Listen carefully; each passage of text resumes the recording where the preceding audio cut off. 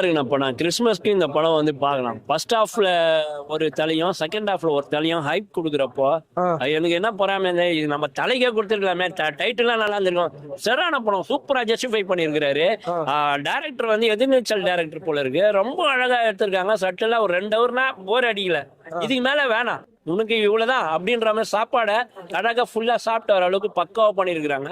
உதாரணத்துக்கு தனுஷன் ஒரு பாட்டு பாடுறாரு, அது செம்மையா இருந்தது. அந்த பாட்டு நல்லா அதே மாதிரி சாம்சியஸோட மியூசிக்.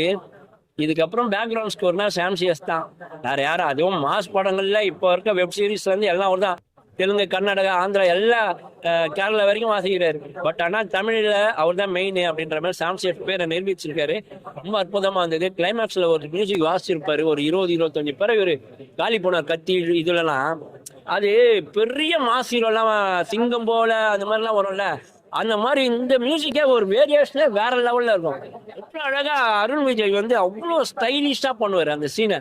அது ஹாலிவுட் ஹீரோக்கு நிகரா இருக்கும் அந்த சீன். உண்மையுமே அவ்வளவு அழகா படத்துல இதை கொஞ்சம் பெட்டரா பண்ணிருக்கலாம்னு எதை ஃபீல் பண்றீங்க? நானு ஒரு பாட்டு ஒண்ணு கண்டார கொல்லின்னு ஒரு பாட்டு, அந்த பாட்டு நல்லா இட்டு பாட்டு. அந்த பாட்டு வரலன்ற ஒரு ஏக்கம் தான் இருந்தது.